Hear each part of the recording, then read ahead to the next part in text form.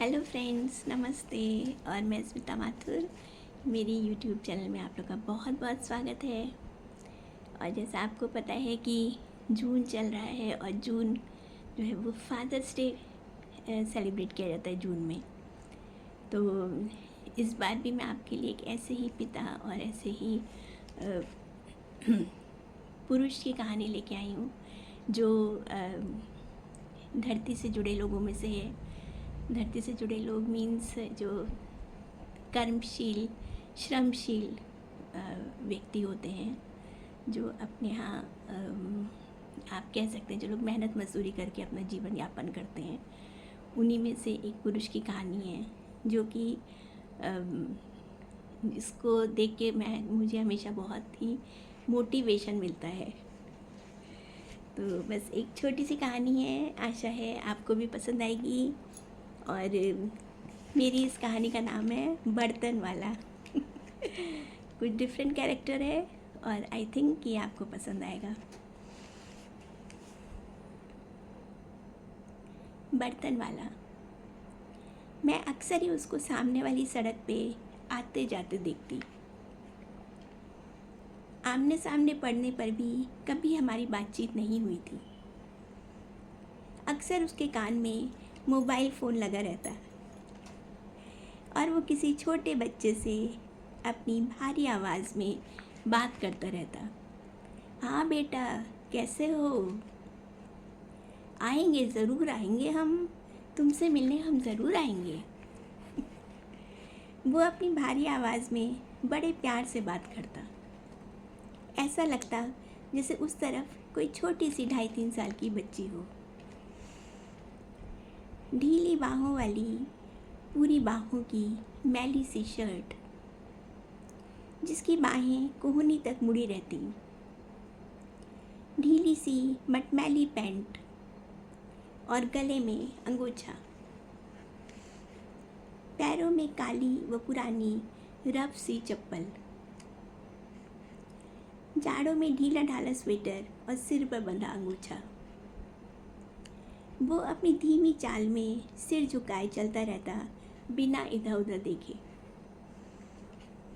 गहरा रंग, कुछ लंबोतरा सा लेकिन भरा भरा चेहरा। समय व उम्र की भार से ढीला पड़ा स्किन। छोटी छोटी आँखें और कुछ मोटी सी फैली हुई नाक। घिसे हुए काले हाथ पैर। उम्र यही कोई 60-62 साल। वो आसपास के घरों में बर्तन साफ करने का काम करता, इसलिए लोग उसे बर्तन वाला कहते थे।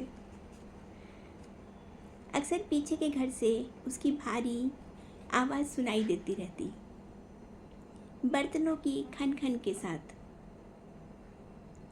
सभी घरों में अक्सर हमने काम वालियाँ ही देखी हैं, अक्सर लेडीज़ ही काम करती हुई दिखाई देती हैं। अतः मुझे पुरुष बर्तन साफ करने वाला कुछ अजीब सा लगता, लेकिन शायद उसका काम अच्छा था और वो बहुत सिंसियर था, इसी कारण लोग उससे काम कराते। कोरोना काल में हमारे पीछे वाले बर्तन आंगन में निकाल कर रख देते और वो दोपहर को पीछे के दरवाजे से आकर बर्तन मांज देता। चमकते हुए बर्तन उसके मेहनत कश होने का सबूत थे। सर्दी हो या गर्मी, बरसात हो या पाला, वो समय से काम पर पहुंच जाता। उसी की उम्र का या उससे कुछ छोटा जिया राम सामने की सड़क पर आता जाता दिखता। कद काठी से वो बर्तन वाले का छोटा भाई लगता। एक बार हमारे घर में कुछ सिविल का काम चला था, कुछ कंस्ट्रक्शन वर्क चला था। तब जिया राम ने हेल्पर की तरह काम किया था।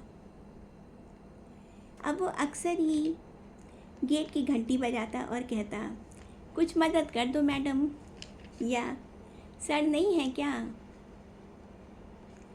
होली, दिवाली, त्योहारों पर भी वो इनाम लेने आ जाता और 20-30 या 50 रुपये ले जाता। मैं सोचती, दोनों भाइयों में कितना अंतर है। उम्र में बड़ा होने पर भी बर्तन वाला इतनी मेहनत करता है और जिया राम आलसी व मुफ्त में मांगने वाला बन गया है। बर्तन वाले का नाम नहीं पता मुझे, इसलिए बर्तन वाला ही कहते हैं। एक आध बार मुझे बर्तन वाला कॉलोनी के मंदिर में भी दिखा। मंदिर के चमकते सफ़ेद पत्थरों वाले फर्श को वो रगड़ रगड़ कर धो रहा था। मुझे बहुत आश्चर्य हुआ था, कितना मेहनती इंसान और कितना गरीब। यदि किस्मत साथ देती या वो किसी अच्छे घर में पैदा हुआ होता तो कहाँ से कहाँ पहुँच जाता। ओह मैं खुद कहाँ पहुँच गई। हाँ, तो बात ये हुई कि आज सुबह टहलते टहलते मैं मंदिर पहुँच गई थी, कॉलोनी के मंदिर। मैंने देखा बर्तन वाला शिव व पार्वती जी के मंदिर के द्वार का ताला खोल रहा था। उसने सभी मूर्तियों के कक्ष के ताले खोले और पूजा के बर्तन निकालकर बाहर नल पर इकट्ठे किए। मैं बहुत खुश हो गई कि आज ग्रिल के बाहर से नहीं, खुली ग्रिल से में भगवान के दर्शन होंगे, सीधे सीधे दर्शन कर पाएंगे, उन तक पहुंच भी पाएंगे। देवी जी, गणेश जी, शिव पार्वती, लक्ष्मी जी और सिंदूरी रंग बिरंगे हनुमान जी। मंदिर के बीच में शिवलिंग और उसके ऊपर घड़े से बूंद बूंद टपकता पानी। चारों ओर पीपल, आम और गुलमोहर के वृक्ष। कैसा सुंदर दृश्य, कैसी सुखद ठंडी हवा के झोंके। और फिर ना जाने किस प्रेरणा में आकर मैंने बर्तन वाले को नमस्कार किया। नमस्ते दादा। नमस्ते मैडम, उसने अपनी भारी आवाज़ में शालीनता से कहा। दादा आप कितनी मेहनत करते हैं, मैंने कहा। अब क्या करें, अकेले रह गए हैं। जब तक जिंदा हैं काम तो करना ही पड़ेगा, नहीं तो जीवन कैसे चलेगा, वे बोले। दादा मैंने कई बार आपको अपने घर की सामने की सड़क पर देखा है, मैंने कहा। अरे हाँ, हम तो रोज़ आपके बंगले के सामने से निकलते हैं, वे बोले। वहीं पीछे वाली गली में जो बस्ती है, हम वहीं तो रहते हैं। ओह, मैंने कहा। आप किसी बच्चे से बात करते रहते हैं दादा। हाँ, हमारी नातिन है रायपुर में, उसी से बात करते हैं, 4-5 साल की है। अब लड़कियां तो बुलाती रहती हैं, बाबा यहीं आकर रहो। लेकिन क्या अच्छा लगता है लड़कियों के घर रहना। हम तो लड़कियों के घर का पानी भी नहीं पीते। 2 लड़कियां हैं, दोनों की शादी कर दी है। लड़कियां बहुत मानती हैं हमें। फिर वो एक लंबी सांस लेके बोले, आपकी गली में जो सिंधी हैं उनके घर 15-16 साल काम किया, लेकिन वो तनख्वाह ही नहीं बढ़ाते थे। उनका परिवार बढ़ता गया, बहुएं दामाद सब आए, लेकिन उन्होंने पैसे नहीं बढ़ाए। उनकी छोटी बहू के घर से तो कोई ना कोई आता ही रहता था। कितने ही मेहमान आते थे, लेकिन उन्होंने पैसे नहीं बढ़ाए। साल भर में तो हर कोई पैसे बढ़ा ही देता है, आखिर महंगाई भी तो कितनी है। फिर हमने उनका काम छोड़ दिया। उन्होंने फिर से एक लंबी सांस भरी। अब तो हम सिर्फ बर्तन का काम करते हैं। जितनी देर में एक घर में झाड़ू पोछा करो, उतनी देर में तो 2 घरों के बर्तन साफ हो जाते हैं। मैं उनको आश्चर्य से देख रही थी। हम लोग से अपने घर के बर्तन साफ नहीं होते, और ये लोग कितने कितने घरों के बर्तन साफ करते हैं। अचानक दादा गंभीर हो गए। हमारे 2 बेटे थे मैडम, रोड एक्सीडेंट में ख़त्म हो गए। जुड़वा थे। कॉलेज के फाइनल ईयर का इम्तिहान देकर सिहोरा गए थे। जबलपुर के पास में सिहोरा एक जगह है, 20-25 किलोमीटर दूर। अपने किसी दोस्त को कोई किताब लौटाने मोपेड पर थे। पीछे से किसी 4 व्हीलर वाले ने आकर मार दिया। क्या करें, हमने तो मेहनत कर कर के बच्चों को बनाया था, लेकिन वो हमारे भाग्य में ही नहीं थे। उनकी आवाज़ भर्रा गई थी। ऐसा लगा जैसे बहुत दिन बाद उन्हें कोई ऐसा मिला जिसे वे दिल की बात सुना सकते हैं। माँ बाप भी बचपन में गुजर गए थे। 4 बहनें थीं, चारों को पढ़ाया लिखाया, शादी दी। तब मैं पॉपुलर ब्रेड में काम करता था। अच्छा, वही पॉपुलर ब्रेड? मैंने पूछा। हाँ हाँ, वही पॉपुलर ब्रेड। 18-19 साल वहाँ काम किया। बड़े भाई थे, लेकिन वो शुरू से ही अलग होकर नागपुर चले गए। एक बार नागपुर से जबलपुर आ रहे थे बस से रोड एक्सीडेंट हुआ और भैया भाभी दोनों ख़त्म हो गए। मैं अवाक उनकी बातें सुन रही थी। अपने पीछे 6 लड़कियों को छोड़कर उन्होंने हमारा साथ नहीं निभाया, लेकिन हम उन नासमझ बच्चियों को कहाँ छोड़ते। उनको यहाँ लेकर आए, पाला पोसा, पढ़ाया लिखाया और शादी करी।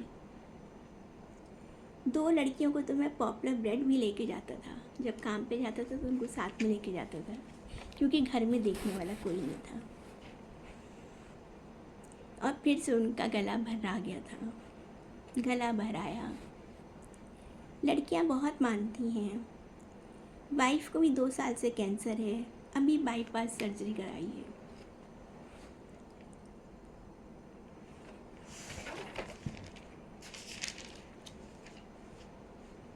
और वे फिर से अपना काम करने लगे थे